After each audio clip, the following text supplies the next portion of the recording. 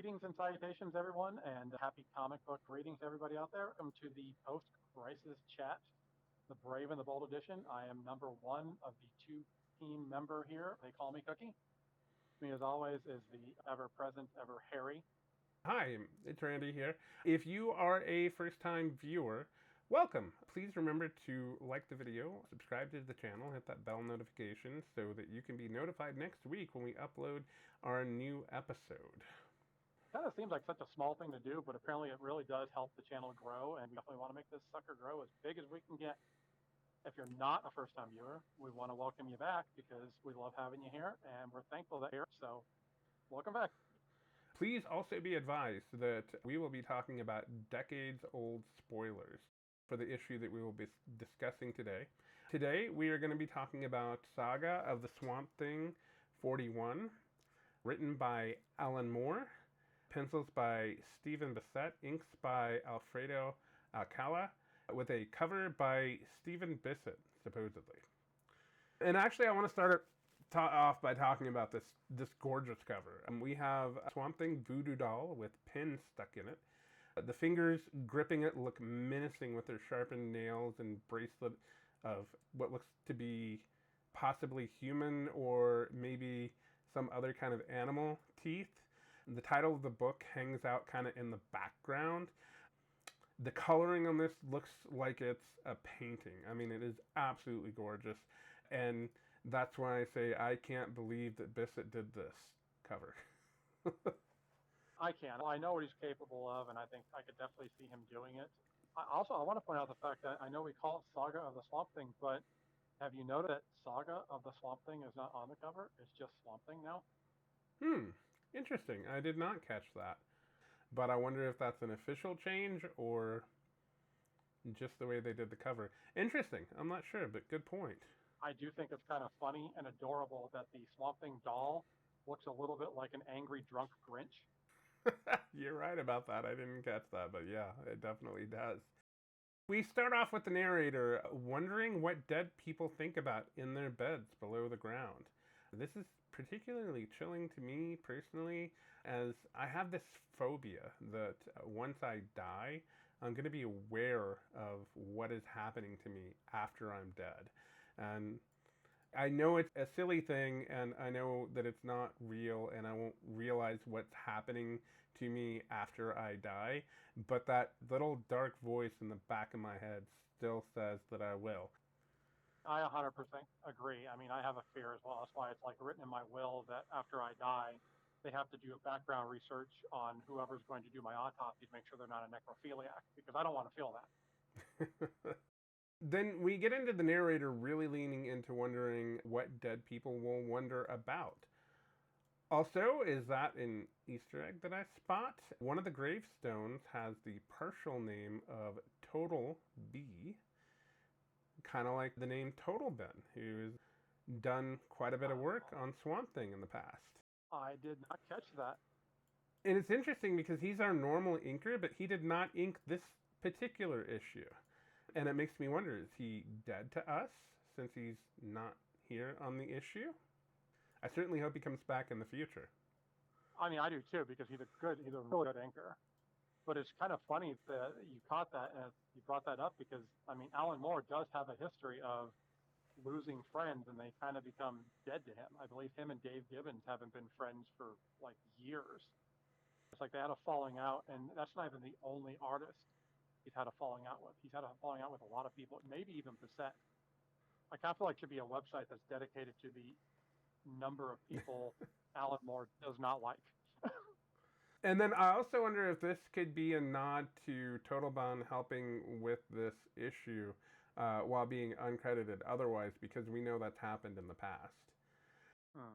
I know you read the older issues, and even in my new coloring, new detailed issue, it's hard to see, but to the left of the Total Den grave marker is a gravestone for James Marshall Hendricks, who is more famously known as Jimi Hendrix, one of the best guitar players of all time. Yeah, I caught that after pretty much you pointed it out in like some research that you did, and then I like looked at it a little bit again. And it was like, okay, I did not catch that the first time reading it. Next, we get some scenes of Southern architecture and what appear to be two people arguing, Charlotte and Wesley. Charlotte has apparently consorted with something, quote, lower than an animal. Charlotte will not be having Wesley's children, apparently. Wesley tells somebody to, quote, take this creature downstairs and flay it. Wesley says, Charlotte always says we are all no different beneath the skin, so let's find out. We see someone begging not to be skinned alive. Overall, the art here is not the best. It's not bad either. Most of the architecture looks pretty good, very straight lines where we expect them to be. I do like the coloring here. The coloring seems exceptional to me.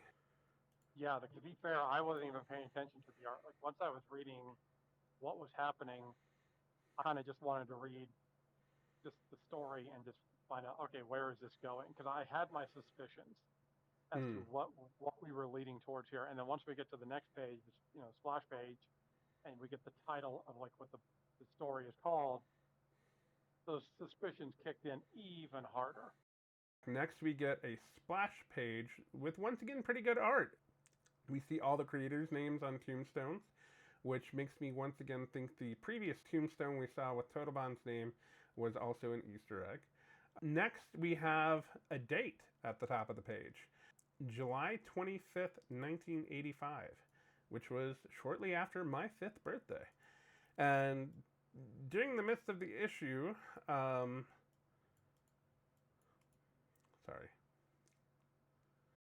this issue was also taking place while the Crisis on Infinite Earth's first issue was actually being released.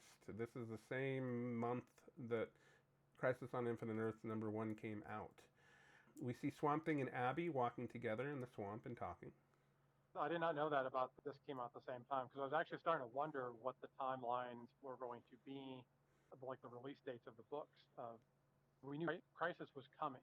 It was going to be released pretty soon, and so I was wondering when exactly we were going to start to kind of see Swamp Thing get involved in the Crisis. I know it's coming up. I don't think we get any allusions to it here. I think it was just a coincidence that they picked a date that is also the exact same point, that Crisis is starting. I don't know about you. This felt like a filler issue to me. I disagree with that quite a bit. In fact, I'm going to point out one thing about this page that I really love that we haven't seen in a long time in Swamp Thing, and that's the kind of pictures framing the page at the top.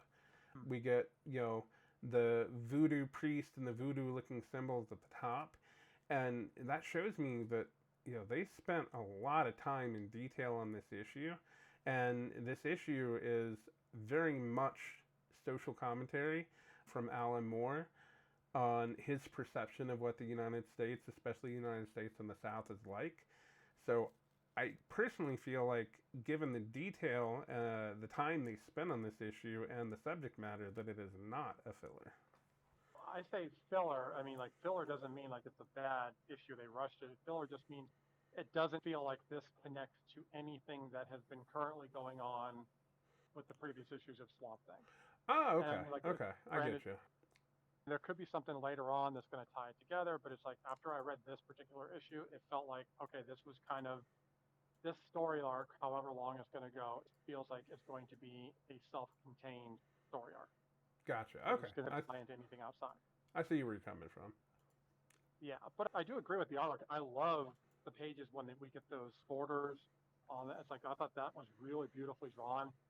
I thought it was also interesting.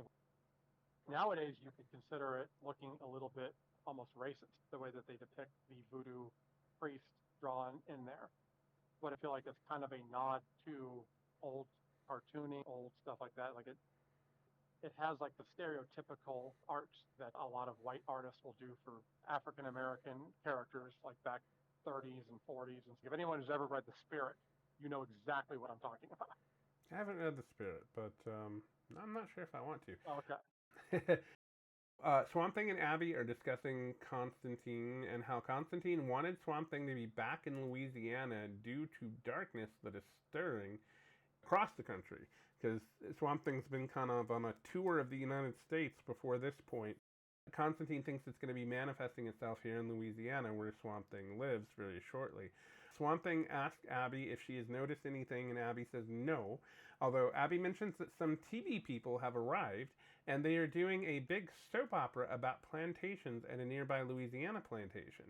She mentions lots of black people are getting jobs as actors to portray slaves on the TV show. Abby makes the remark that all the descendants of the liberated slaves are earning good money again to become slaves. She wonders if it is funny or sad, and Swamp Thing replies that it is human. The art on the page fluctuates between mediocre and good. If you look at the bottom left panel, there's absolutely no detail there. Abby doesn't even have a mouth. Swamp Thing has 2 fingers. The art is just atrocious, but 2 panels to the right, we get a really good close-up of Abby's face, and kind of poorly drawn, but not terrible Swamp Thing face. The inconsistencies, even in the single panels like this, is jarring, in my opinion.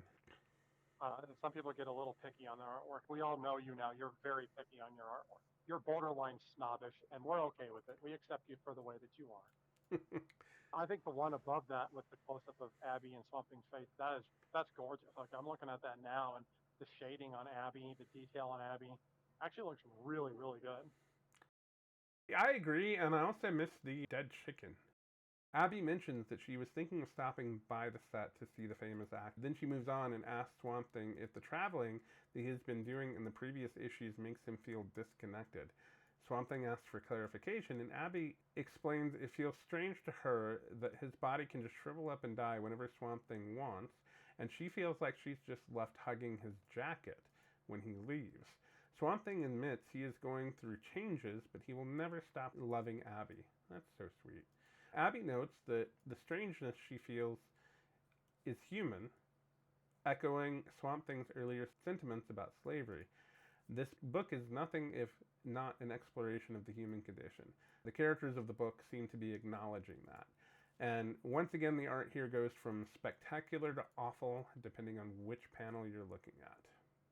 Coloring's, I think, pretty good. Like, I love the sky, which I think is interesting that, this comes out around the same time as Crisis, and then there's that kind of reddish-orange sky. But it's beautiful coloring. I really enjoy it.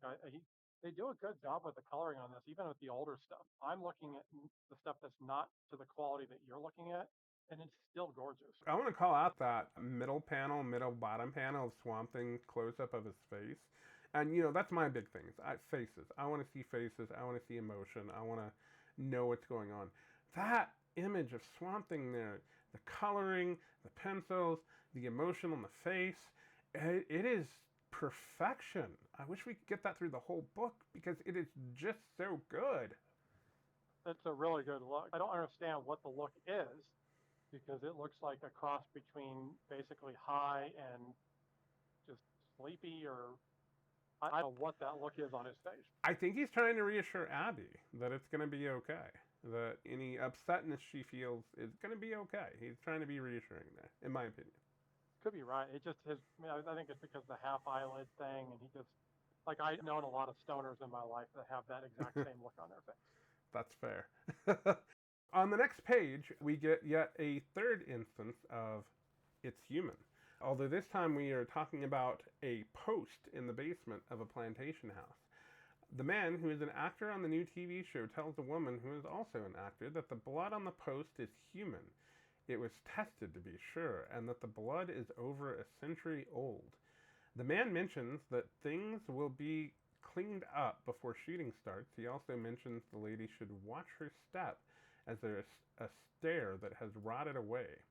The woman mentions she does not like the black extras who are hanging around, and the man mentions that she is racist for saying so.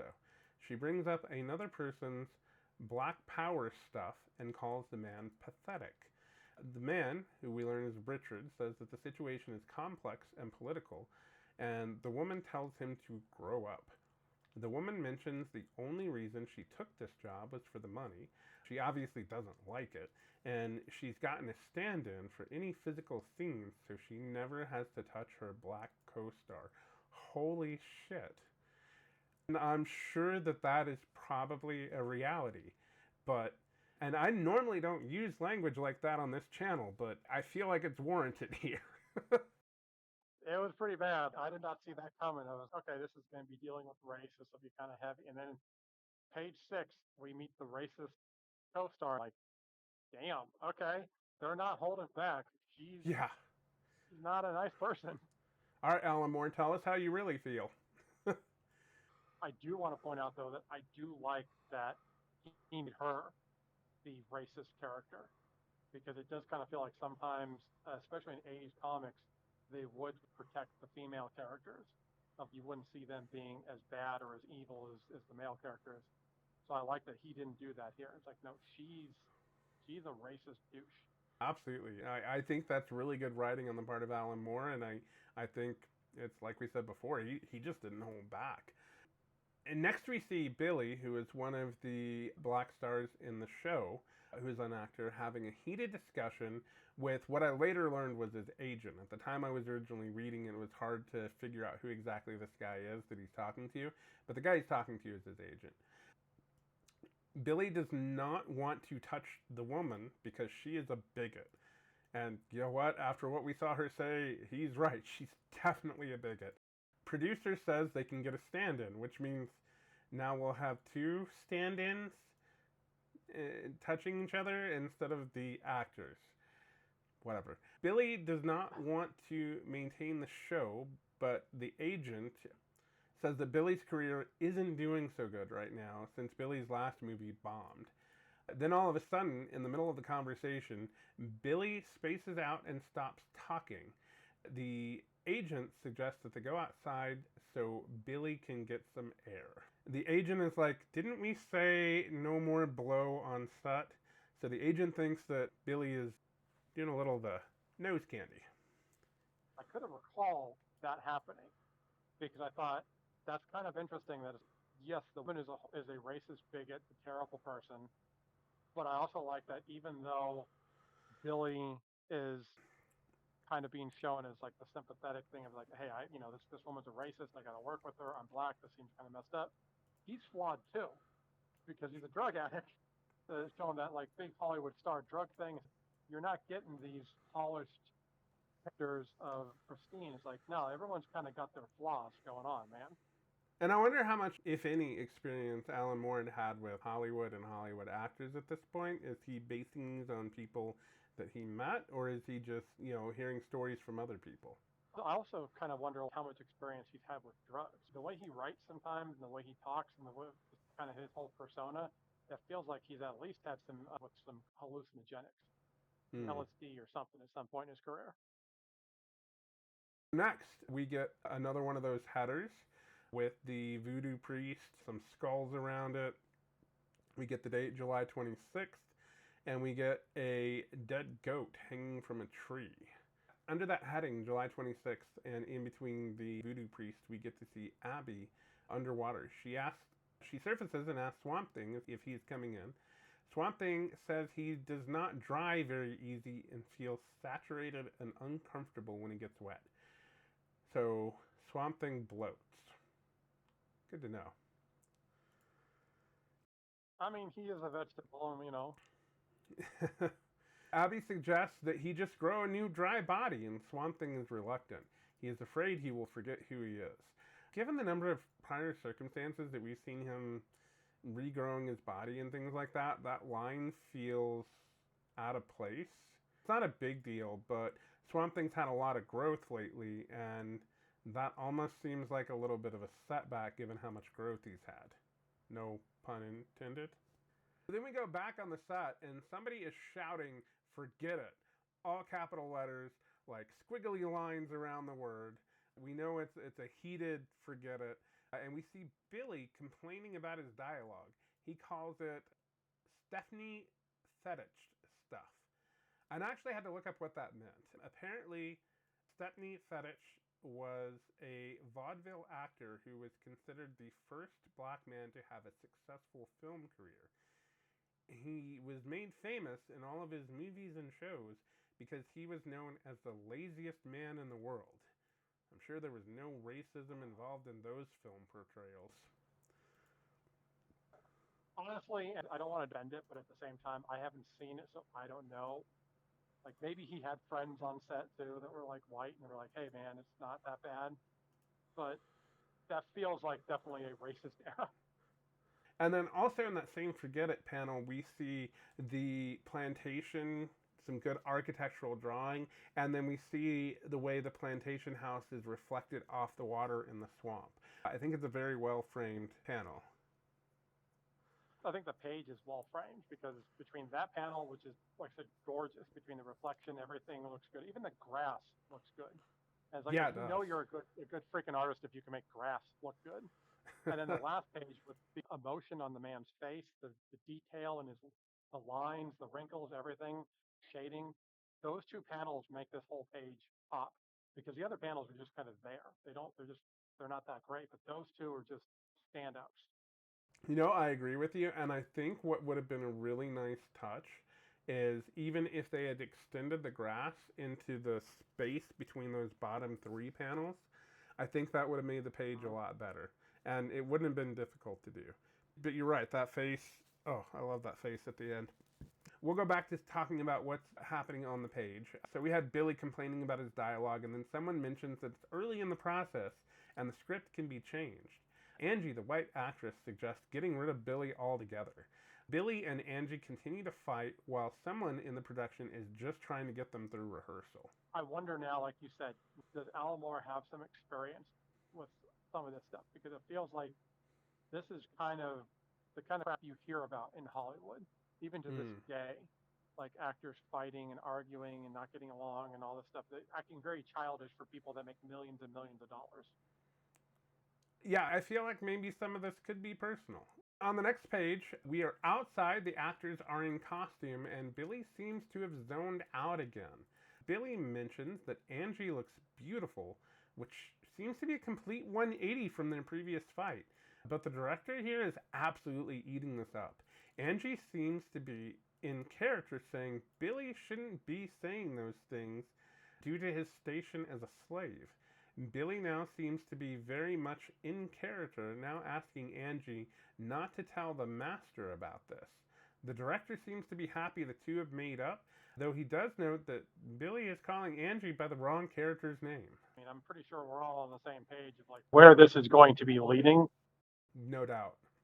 It felt a little uncomfortable seeing him go into the slave role, but reading that and watching him where he's on his knees, like almost begging forgiveness kind of thing, I was like, all right, man, I just want to get this page over with. Just uncomfortable to read at this point.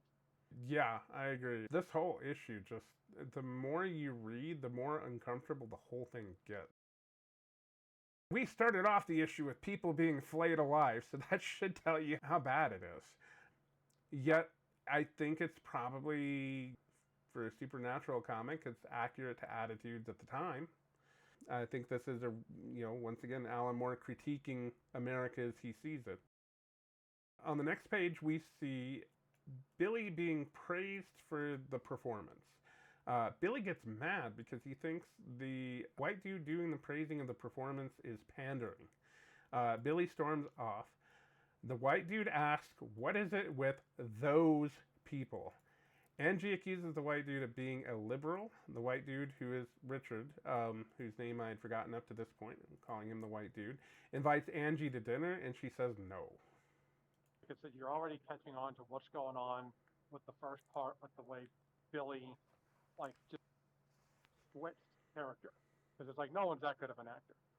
You have an idea of what's going on. Him saying those people, like, oh crap, this is very interesting in the direction this is going. I thought it was also funny that Billy criticized Richard for being my man. He's like, yeah, we haven't been saying my man for a long time or whatever. But then as he walks off, he calls them turkeys. I was like, okay. Like, I don't think you guys were saying turkeys in the 80s as much either. So I'm going to chalk that up to maybe Alan Moore not knowing what American Southern slang at the time was. That was a little like, all right, man. I feel like for a moment we were maybe watching the movie Airplane. I could see that definitely, because I don't think I've ever seen a movie that was serious where like it just like what race you are has said turkeys and it was meant in like a serious tone. Hmm. And then we switch back to the swamp where Abby and Swamp Thing are discussing Abby's new job on the set. Abby says that everyone on the set bitch and argue, that's a quote, all the time. She notes that Billy is weird, but she also heard he does lots of cocaine. Meanwhile, Swamp Thing picks up a dying bird who he says is afraid to die. Swamp Thing comforts it as it passes, which I thought was really very kind of him. He's there with the bird and stays with the bird as it passes so it's not alone. And I feel like this is actually a very human thing for Swamp Thing to do. I feel like this is kind of a courtesy and kindness that a human would extend to another human. And as soon as that happens, Swamp Thing decides to place the bird inside his body so he can absorb its riches as it decays, which is showing the very non-human side of Swamp Thing. Abby seems a little shocked, but she does seem to accept the situation. This page made the whole book for me because this was, I mean, up until this point, this book is uncomfortable, but this page made the book just worth reading because, like you said, the human thing of him comforting the bird as it's dying and making sure it's not going to be alone. And even though you could say it's unhuman of him to absorb it, I also thought that's very cool because it's like almost going to that like old school mentality of like nothing goes to waste. Like if you kill an animal, nothing goes to waste. You use every part of the animal. And I felt like that's kind of what he was doing here with that. He's going to make sure that that body is going to be absorbed. And it's a smart, like writing right there. On the next page, we get July 29th, and we get another one of those framing of the page with the voodoo priest. It looks like maybe he's raised some zombies, and there's some bones and some drums, and I just really love these frames. And the mini titles that we get for each section. I so wish we could get more of this in the book. We see people on the set mention a lot of flowers and stuff from the extras. It's noted that the extras have been sleeping out on the plantation grounds at night. Billy and the director decide to rehearse inside. They say they will be rehearsing a confrontation scene. At the bottom of the page, the panel on my left. So that's Richard down there holding the script. What the hell is up with his eye? Stephen Bissette gave him a stroke? At some point, it's like Richard is becoming Two-Face. But you look 2 panels to the right, and Richard's face is so detailed, and you can see the shadows, and it's foreshadowing that he's potentially a villain. It's so good. I missed the eye thing myself until right now. I kind of don't like you for pointing that out to me. But I just noticed it. It's like, it's like one eye is half open, and the other eye is shut, but not just shut. It's like it looks like it's just wide open and shut. Maybe somebody punched him in the face and like his eye is swelling. He healed really quickly too, because right, 2 panels away. I got distracted by the damn eye that I didn't see the detail on the other face. I was like, what the hell, man? Well, we move on to the next page and we see Richard missing his cue. Someone yells at him, and there's a wardrobe change, which I take to mean that there's a change inside Richard's mind. And maybe this is no longer Richard that we are looking at. Richard, very in character, starts attacking Billy. The director seems to love it, but Richard is then apologizing for hitting Billy. Billy thinks Richard is messing with him since Richard didn't actually hit Billy. Then they move on to the next scene. Then we next cut to Swamp Thing observing the plantation house from a distance. There are fires raging in front of the house. The moon is full. Swamp Thing notes that the extras have built the fire and wonders why they stick around this dismal place.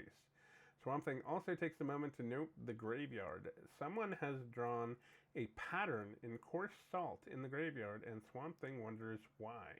Swamp Thing notes that the bird inside him is almost done breaking down, and the spirit has long since flown away. He wonders if the spirits of the plantation have had a chance to fly away since their prison has not really decayed. If you weren't 100% sure what was going on yet, this should finalize it, make it concrete. Yeah. Yeah. Yeah, I mean, like, I think we all had an idea as to what was going on, of basically spirits possessing people of the living kind of thing. But I don't think he intentionally did it, but it almost feels like that thing of like, all right, well, if you're not smart enough to figure out what's going on yet, here's basically what's happening. Yeah, and I'll admit, Alan Moore's writing is a little above my head sometimes, like, Mine not too. the brightest crayon in the box when it comes to that, but in this case, he's making it pretty obvious. Oh, yeah. I thank Alan Moore for writing down to my level.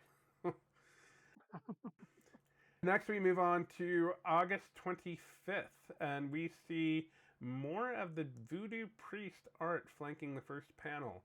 This is so freaking cool. You've got the dead goat hanging from the tree, and I just noticed, I didn't pick this up before, but the priest is wearing a man's suit up top and seems to be wearing a dress down below. I definitely didn't pick that up when I originally read this. And then with that framing of the house and the words, "Isn't she a beauty?" right next to the voodoo priest. This is just so well executed, even better than what I wrote down originally, just looking at it now. Man, this is... I don't know, like, if it's Bissette, like, designed that, like, I don't know if Alan Moore told him, like, hey, this is what I want. Whose ever idea this was to do those specific things in here did a really, really good job, because it's tying the book together beautifully. Probably one of the things I'm enjoying the most about flipping through this is seeing those. They're so well drawn. They're so well designed. It's really beautiful. It is. The director thinks that everyone is ready, and Richard notes that the extras look like they are getting ready for something. Richard notes that the extras aren't singing gospel songs, that they seem to have their own religion, and Richard continues to complain about, quote, the colored people, which at this point in time, in the mid-'80s, I am pretty sure that you did not refer to them as the colored people if you liked them. Moving on to the next page, we come to the inside of the house where Angie walks in on Billy and calls Billy by the name of Carlton. Billy is snorting his lines as opposed to reciting them. That was clever, thank you. Billy requests that Angie not tell his manager. Angie says she won't, but she doesn't want to see Billy become a slave to this white junk. Billy thanks Charlotte, and Angie notes that her name is Angela. More of that crossing over the line between the past and the future. I only wish this was drawn a little bit better. On the next page, we move on to August 29th. We've got more of that top panel illustration flanking the main panel. I really love to see all of this in here, but this one does not look quite as detailed as some of the others. So it's good, but some of the others were better. I just also noticed, I don't think I picked up on it before, in addition to the voodoo priest riding the goat and the other potentially slaves in the picture, we've also got the phases of the moon, which I didn't catch earlier. So that's kind of interesting. And then in between this, we've got one of the extras who seems to be salting the ground, and somebody asks what she is doing. It wasn't as detailed as the other ones, but I do like the voodoo priest basically having a skull face. I thought that's kind of cool. It's creepy. Yeah, it is. But I just thought about something. Previously in the panel, the goat was dead. And now the goat's alive, and the voodoo priest is riding the goat. I wonder if there's any symbolism there. I was going to say, the voodoo priest has a skull for a face, so there could be a thing of raising it from the dead. That's interesting. That's a little more in depth than I originally gave it credit for. Huh. That's actually really cool. Then we see it's Abby who's asking the question of the woman who is spreading the salt. And Abby asks if it's to keep slugs out of the graveyard. The woman doing the spreading the salt says no, it just feels like something she needs to do. In some interesting foreshadowing, the woman who is spreading the salt, the extra, says it's going to be real dark soon. I also want to make note of a grave marker that we see on this page, the grave of Tim Caldwell. Tim Caldwell was Stephen Bissette's assistant while Bissette was working on a book about cannibal films called We're Going to Eat You. I had not heard of that book before. I did not know that Stephen Bissette had written a book, and especially not a book on cannibal films. That's interesting. That's interesting. I didn't know there was enough cannibal films to write a book. I mean, even me, I only know like maybe 3 or 4 cannibal films. Next, we're back in the swamp. Abby's talking to Swamp Thing about her interaction with the extra who was salting the graveyard. Abby's trying to convince Swamp Thing to check out the plantation more since Constantine said that Louisiana was going to be the next dark spot in America. Swamp Thing says he is already there weeks ago, and the atmosphere is strange, but if it's getting weirder, he may need to go back. Abby says she thinks it would be better to go tonight. Swamp Thing agrees because Abby asked. That's kind of him. He's like, yeah, you think something's wrong? Let's go check it out. That is a kind and supportive partner. It definitely is, but I think it was also kind of funny that he seemed hesitant, like she didn't want to go. And like Swamp Thing was very like, oh yeah, no, you can go. And she's like, okay. Like I was kind of hoping you'd say no, but okay. Next, we cut back to the plantation, where the director is mad about the extras making fires when they were supposed to be doing night shooting. Richard asks where Charlotte is. The director is confused, and Richard said he asked where Angela is. The director complains that Richard is not in costume and seems to think that the whole shoot has become a cluster. Richard insists on asking again where Angela is. The director notes that she was inside with Billy. Richard shouts, "Inside together?" and storms off to the house. Richard snaps at 2 of the black extras and tells them to follow. They do. The director says it's in his contract that he doesn't have to put up with this unreasonable behavior. It's in his contract in black and white. Yet another allusion to the conflict in the story. This whole thing has just been constantly dropping things. I mean, like even them saying like, oh, how dark it's going to get, how dark. It's like there's a lot of crap in here that could be taken. Like, okay, you're insinuating like stuff's getting heavy, like racially wise. Dude, I'm not having fun with this movie. It is strange because Alan Moore usually doesn't rank like that. He usually doesn't hit you over the head to make things so obvious like that. And while we've been sitting here talking about it and how this issue is different, and I said jokingly, kind of, earlier, thank you, Alan Moore, for writing more down to my level. But this is, he's just like, he's bashing you over the head with it over and over and over again. Maybe he thinks that Americans were too dumb to get it if he didn't. I'm not sure, but I know that this is not his usual style. I guess a question, maybe you know it better than I do. And the bottom left of that page, on page 20 there, it looks like somebody is that guy getting slapped? Or is that just an arm on fire? What is going on there? And that's something else I was going to bring up. That whatever is happening there is unclear. I'm not entirely sure who that is. I think it kind of looks like the director, and maybe the director is getting slapped, or maybe it was... No, because that's definitely a black person's hand, and it looks like it could have been an open slap or possibly... No, it was an open. It's not a backhand. Like a backhand. To me, it looks like a backhand, but you got to be open. But it's not the director because he doesn't have the mustache. But the director's, his face, he's got his mouth like in an O in pain, and we can see his hair going the direction like the slap came from that direction. Oh, okay. But I don't know.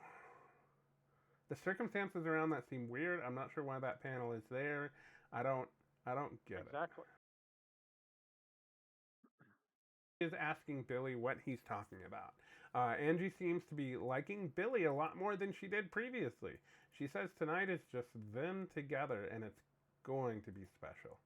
Billy says to Angie, Miss Charlotte, I'm so afraid.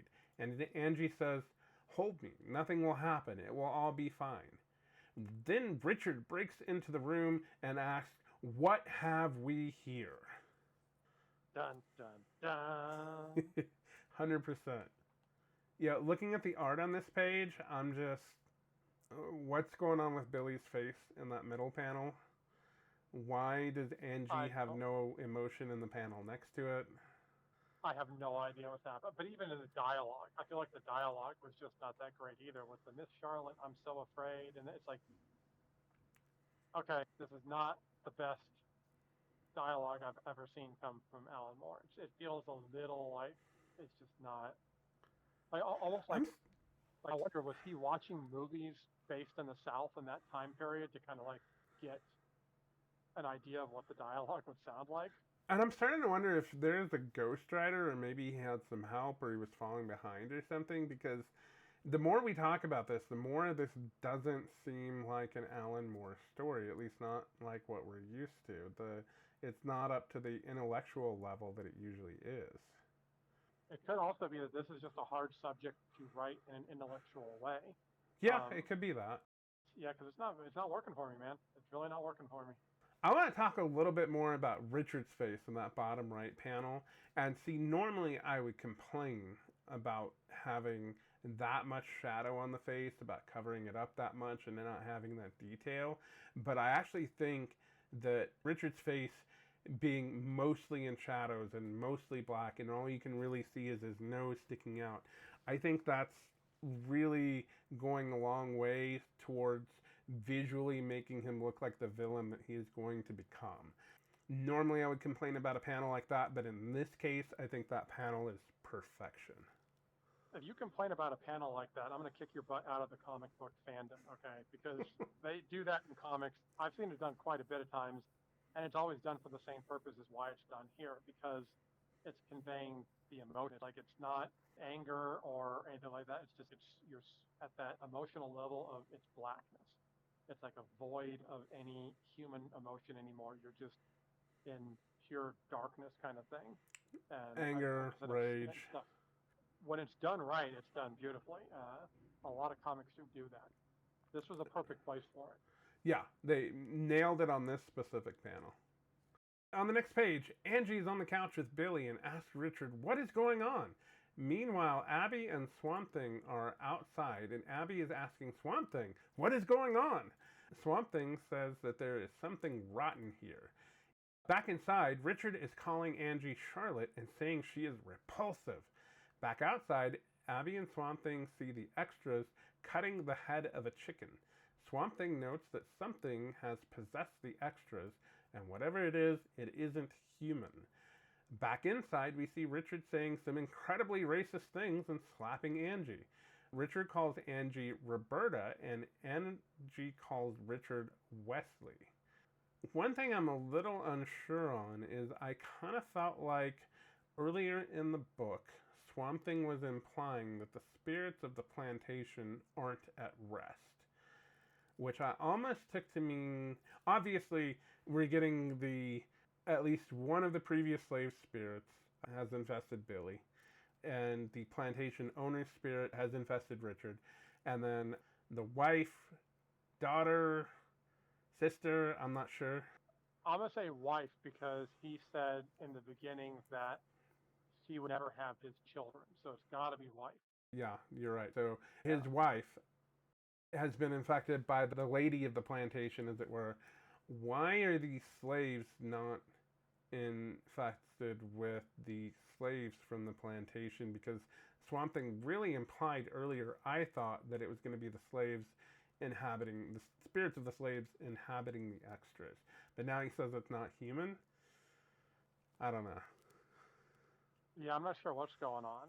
It's a little curious. I do like, and I know you called it like some unflattering racist things. I'm going to read it because, well, not all. He said consorting with lower than an animal. I believe that's exactly what was said in the beginning. Oh yeah, it is. So you're seeing here, yeah. So it's like you're seeing here. This is where everything we didn't see that we heard in those first couple of pages. Now we're seeing it actually play out, and we get to see what happened. That I Exactly. thought was actually really clever. And again, we're going back to Alan Moore usually doesn't hit you over the head like that. He usually doesn't make it that No, obvious or that simple. Which, again, I don't get it. I don't know why. I don't know what his motivations are. Just observations. On the next page, Richard is saying, Charlotte says that we are all no different beneath the skin. He says to take, quote, this creature, end quote, downstairs. He is referring to Billy. They are going to skin Billy alive and confirm everyone is the same under their skin. Angie begs Richard not to, but she calls him Wesley. Billy calls Richard Master Jackson and says he meant no harm. Angie continues to call Richard Wesley and begs him to stop. Richard grabs Angie's arm and forces her down the stairs, saying she's going to watch, while Angie is screaming no at the top of her lungs. We cut back outside, and Abby asks Swamp Thing if he can feel the whole place coming to life. We cut back inside, and Billy is tied up to a post, the same post from the beginning of the book, with, quote, real human blood, end quote. Billy is gagged and blindfolded. The book ends with an all-black panel and the word balloon, shall we begin?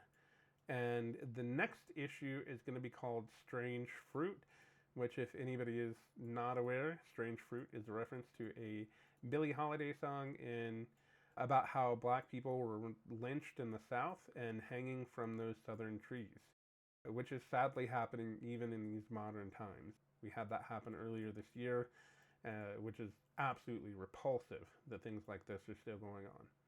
That really dark ending aside, this issue was incredibly good. The art was on point more often than it wasn't. The art, again, is credited to Bissette. I really have to wonder how much of it he is actually responsible for because of the inconsistencies. Some places look really rushed, some places don't. Maybe that's just he had time to spend on some of those panels and rushed through the others. The story is dark, and having read it before, I did understand from the very beginning what was going on. It was still a great read, covering an important topic that continues to be important to this day. So overall, I'm going to give this one 4.4 extras salting the graveyard. And I did increase that score a little bit based on those panels that we discussed with the framing at the top of some of the pages. I originally gave it a 4.2. I'm raising it to a 4.4 because of those extra details we discussed. I'm not giving it as high for Ace as you are. I'm going to go like a high 2, maybe a 3, if I'm being generous here. And it's mainly just, and this is on me, it's decently written. I didn't hate the book. The artwork wasn't terrible. Like, so there was some stuff that was kind of like, all right, maybe that wasn't that great. But there was quite a few good panels in there. Panel work I thought was good. Coloring was really good. I just felt like, one, this was a filler to me. Does not feel like it's tying into the stuff that has been happening before. Well, half of it happens next issue. If maybe in the second part of this it does tie into, because like I said, Constantine wanted him here because he's like, something's going to happen. So unless Constantine shows up at the end of this storyline and is like, yeah, this is what I was talking about, I feel like, what was the point of this? Other than the fact that it is touching on a very important issue. That being said, I'm not a huge fan of comic books doing this. I understand why they do it. I understand the importance of it. I just don't like it because comics are my escape from reality. And so when reality bleeds into comics, it makes me comfortable and I don't want to read it. So I'm like, I usually don't. That's where I'm kind of like, yeah, it's not as high on my thing here. We've actually had a lot of, Swamp Thing does deal with supernatural things, but we've also had a lot of very real things that have crept up in this comic in previous issues. Nuclear proliferation with Nuke Face is a big one that comes to mind. And I think with this comic, that this comic is not meant to be an escape. This is meant to make you uncomfortable. It's meant to make you think. And maybe even it's meant to through your own thinking, maybe improve who you are as a person.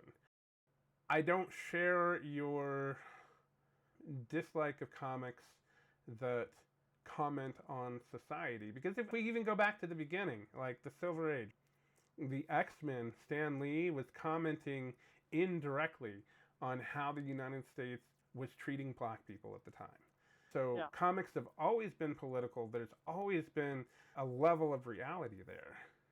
And I'm not saying they're not political. I just don't like it when it's, for me, it's uncomfortable to read when it's not masked behind, like how you said with the X-Men. Because the X-Men wasn't just an allegory for black people. It was also be gay people. It could be like they were so ambiguous as to what they could have presented. They could have represented literally anything. I am reasonably certain that Stan Lee is on record as being, it was about black people. At that time, but later on, and I think especially once you get to like the late 70s and the 80s, it's been in some documentaries on comics where they kind of said they could represent any. Oh, so like you're saying like readers could place themselves in that position. Okay, I get what you're saying. You're talking about readers, not the writers. Got it. Yeah, no, not the writers. But it's like that to me works, because it's like, okay, well, you can do that, or you can also separate it. It doesn't feel as forced.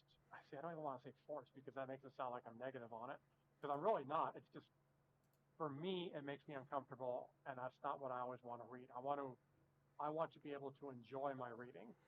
I don't always want to sit down and think, like come out of this and like do this interpersonal journey about myself and how I feel about situations. Then why are you reading Alan Moore?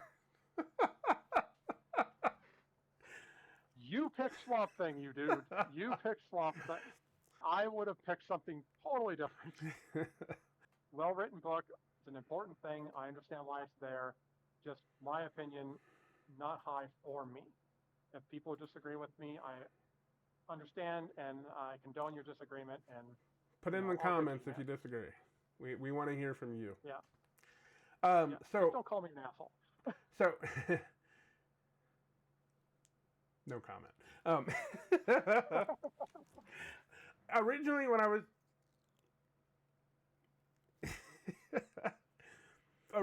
was making my notes, I put that I thought the art was an improvement over past art, and that there was less inconsistency than in previous, and really the art was my only, the only reason I was deducting points at all. I put, for the writing on the issue, I put 5 of 5, no notes. Alan Moore continues to tell a compelling story about how awful humanity can be.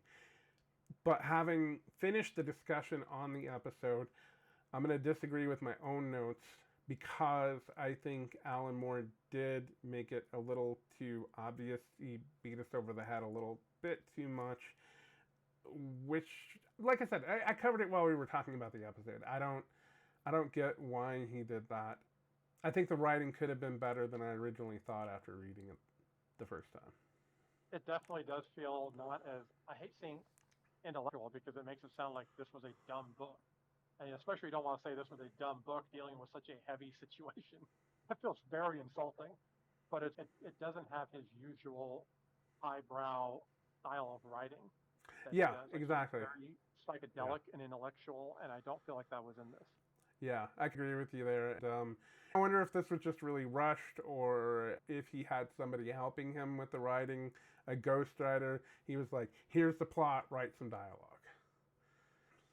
It could have been. It's hard to say with that. Maybe he was working on something coming up. Thank you, everyone, for joining us tonight. We're really glad that you're here with us watching. We do this for the love of the comics medium, as you can tell by the way we talk. We couldn't do this without you guys watching it, so thanks. Absolutely. I also want to say, support your local comic book stores. You can see I'm supporting mine. I'm wearing their t-shirt tonight for the episode. If you're ever in Reno, stop by Comic Kingdom, best comic book shop in Reno. Also, please join us on our Patreon. We have our Post-Crisis Chat book club for our members. We let our patrons get their say on the book, and we'll read some of those comments on the channel when we record once we have them. You can also find us on Blue Sky. That link is down below in the description. Yes, and jumping off of what he said earlier, if you're ever in Reno, ask yourself, why the hell am I in Reno? Probably for a divorce. Exactly. Keep that in. Also, don't forget to check the description for the links to our Amazon affiliate pages. That's really cool stuff because you can pick up the book that we're reading tonight in various formats. You got like absolute editions, you got trade paperbacks, you got like all this. I mean, there's so many different variations you can get. If you click on that Amazon affiliate link, you make that purchase, a little bit of that money is going to kick back to us. And we could definitely use the money. So we would appreciate it. And speaking of absolute Swamp Thing, I pulled out my version of it right here. This is volume 1 of the series. As you can tell, the book is huge. And then inside,